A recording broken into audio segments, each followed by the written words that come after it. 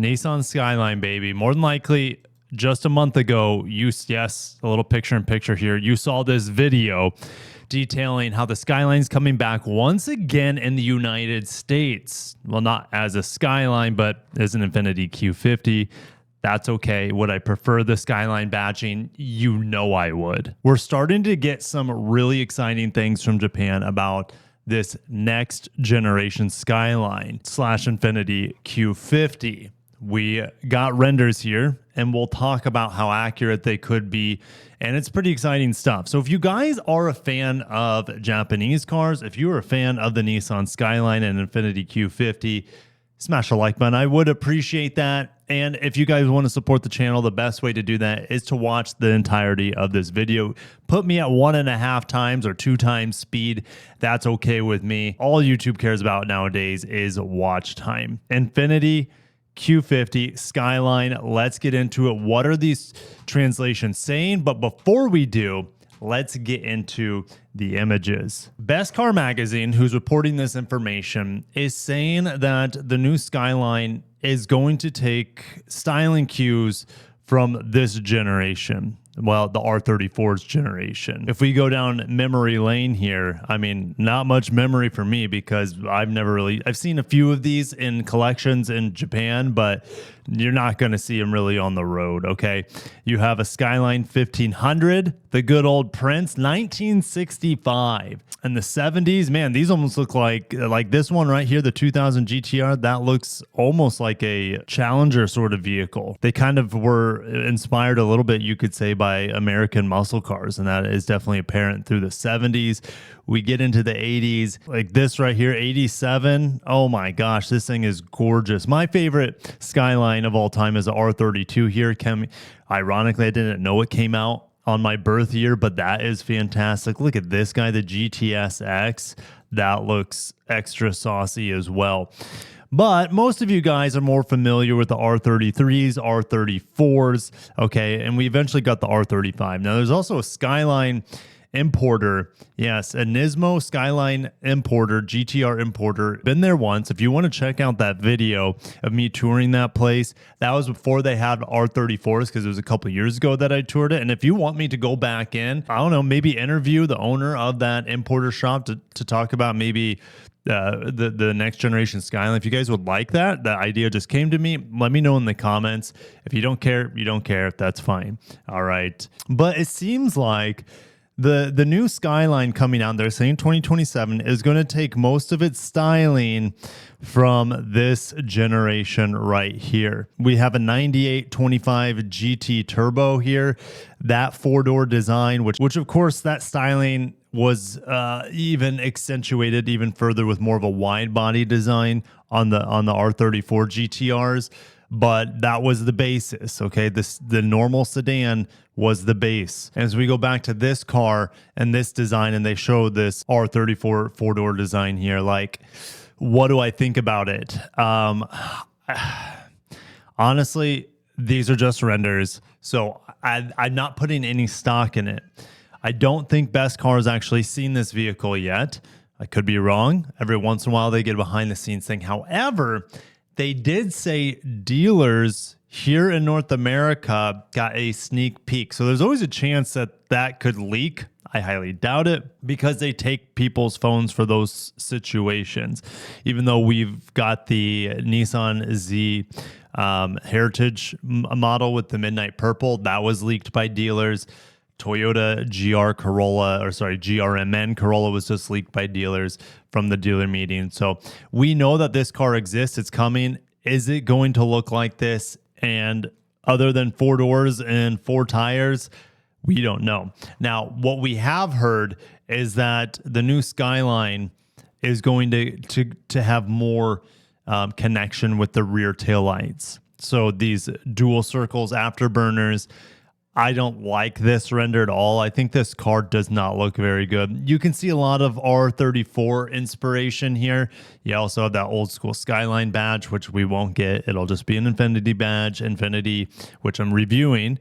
And I got to get the review done today. I'm comparing an Infiniti QX60 versus a Mazda CX-90. So cool comparison video. This is not going to cut it for me. If it comes out looking like this, it's not going to succeed. I think the current Skyline, which has just been discontinued obviously this past year with the Q50, I think that looks better than this car. I think many of you would agree. So it needs to look, it has to have a much more apparent retro styling what we see here. I do see hints of it, and that's a good job, I guess, by the artist here, but it needs to look more like this and have more iconic headlights and taillights. All right, so let's get into what they are saying about this car. You know, Nissan is in a bit of financial trouble. They're closing plants throughout the world. Their biggest one, their Opama plant in Japan, is getting closed down, and it's going to really wreak havoc to the economy around that Opama plant. And it's really sad. And they're reducing production volume from 3.5 million to 2.5 million. I don't believe that's including China, but that's not, you don't want to produce less cars, but Nissan has to be more profitable. Their plants are underutilized. If you have underutilized plants under about 80% capacity, you're losing money there. They need to be running near full capacity to make a profit. And Nissan, as a result, is closing plants in Asia, closing plants in Mexico. They're keeping the ones alive in North America and Camp Mississippi and Smyrna, Tennessee because of tariff situation. They're even closing the OG Opama plant, which is just bonkers. It's been around, I think, since the 60s. They're also reducing platforms. They have about 13 now, and they're going down to just 7 platforms used throughout Nissan and Infiniti throughout the world. Also, they are restructuring and speeding up development so that they can produce new models in as little as 30 months. This is also focused upon and communicated this past week when I just drove the Nissan Leaf, the redesigned Nissan Leaf. Check out that video. Actually, I'll have it at the end as a little click-through link for you to check out. All right. So they're saying besides the new Leaf, there are also the new Rooks, which let me pull up the Rooks for you guys, or the Rooks. I'm not sure how it's said. This is a little K van. It's super cute. I love the bedazzlement and like kind of like these little boxes with lots of character. I'm a big fan of the Rooks. I'm a big fan of K cars. Watched my video yesterday on Honda's K car, the N1E and the N1. It's unfortunate that, you know, like the Nissan Sakura, which is similar to this, it doesn't have sliding doors, but it's similar size K car that's fully electric. It'd be amazing to have more affordable cars in the United States, but this doesn't pass safety regulations. And at the Japan Mobility Show, the L Grand is expected to be released. I am going to the Japan Mobility Show. So if there's a snowball's chance that the Skyline's prototype gets revealed there, I will cover it for you. I don't think it's going to happen based off the conversations I was having at the Nissan Leaf event. All right, but the L Grand is seemingly a lock for the Japan Mobility Show. And I don't want to get too far off topic, but the L Grand used to be what we got in the United States as a Nissan Quest minivan. I am a huge fan of minivans, and the minivan market's hot. And if Nissan doesn't bring an e-Power minivan Quest back into the United States, it's laughable. It's them missing the plot. All right. They need every opportunity to stir some sort of excitement. You might be saying, oh, minivan, how's that going to stir excitement? The market's frenzied right now for minivans. Honda Odyssey is like 10 years old and it's selling at all-time highs, or in recent times. It's up double digits on the year. The Sienna's up double digits on the year, and I think the Carnival's also up about 50% on the year. So there's an insane demand for good minivans, all right? I don't know how the Chrysler Pacifica is doing. I think the V6 model is fine, but I wouldn't, as much as I love plug-in hybrids, I don't recommend that. But anyways, Nissan would have a home run here with the Quest / L Grand e-Power, and I will bring you hands-on coverage of it if it is debuted at the Japan Mobility Show, which I'm pretty sure it is. Now, they talk about the BEV, the Infiniti Vision QE concept. That was also at the last Japan Mobility Show. It's so conceptualized that I didn't even cover it because I'm like, the chances of this car coming is not good, at least in this form. And guess what happened? They've killed it. They've completely scrapped the idea of making a fully battery electric sedan in Canton, Mississippi. They kept pushing it back, and I think it's just completely off the table. They will bring in battery electric SUVs first, built out of Canton, Mississippi, but the idea was that they build the Skyline out of Mississippi as the Q50 or the Vision Q, whatever they're going to call that electric sedan. All right. But that has been scrapped. BEV policy in the US, well, there is like none now. They've completely removed any sort of BEV mandates and any sort of penalties for not having X amount of BEVs. And I don't even think California has the ability to set their own BEV mandates anymore. It's controversial, and I'm not going to get too much into that. It's so crazy how politicized cars are, especially now more than ever. It's just bonkers. All right. In every single market, they're all dealing with politics around cars because of the relaxing of BEV standards here in the U.S. Mandates. Their new president from Mexico, Ivan Espinosa, who's a huge car guy. He wants to bring the Silvia back. That would be amazing, but not a high priority right now. Anyways, it's one of his favorite cars. They're saying, hey, this is the time. We've been waiting for this. Now we can refocus on what Nissan does best, and that is sports cars, you could say, body-on-frame trucks, which we know that they're building all sorts of body-on-frame vehicles in the next few years in Canton, Mississippi on an all-new body-on-frame platform with electrification. So it's going to be really, really cool to see that coming down the hatch.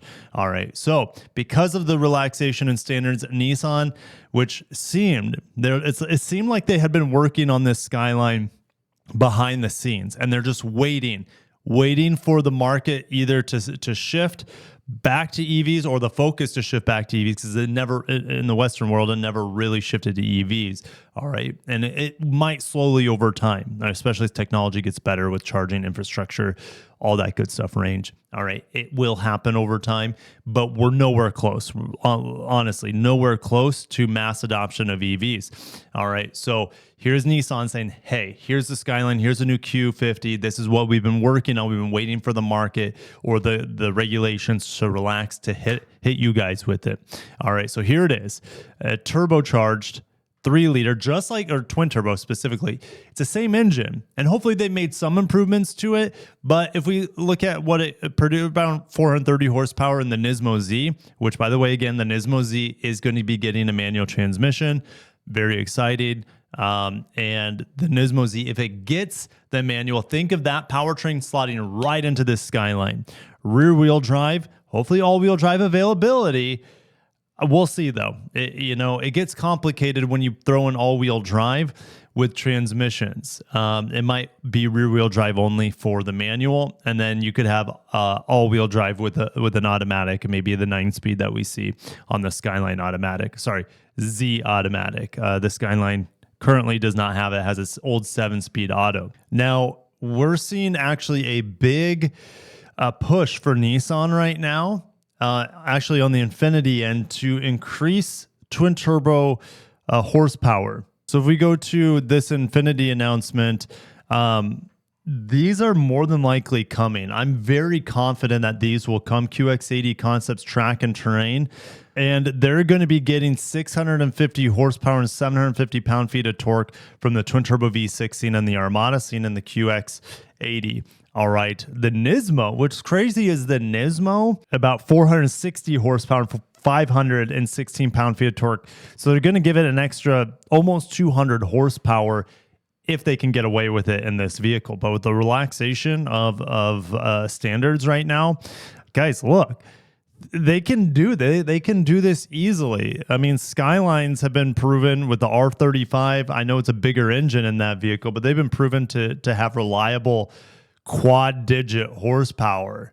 That is crazy. 1,000+ horsepower, no problem in a GTR, and to be very stable and have good longevity. So this would be a cakewalk. Only 650 horsepower, tuned by Nissan themselves in the Infiniti. So if this vehicle can get 650 horsepower twin turbo V6, we go down to the smaller displacement in the Skyline, and we could absolutely see 550 horsepower out of the 3-liter twin turbo V6. It's a possibility, and it's not, I wouldn't say it's not impossible.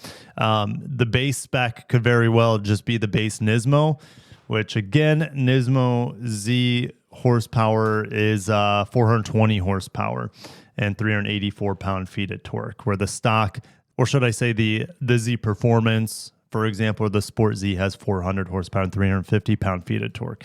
So expect Nissan and Infiniti to just go ham on this vehicle. I don't think that 400 horsepower to the rear wheels is going to move the needle. They want to go, they're done being conservative, and they can't be conservative anymore.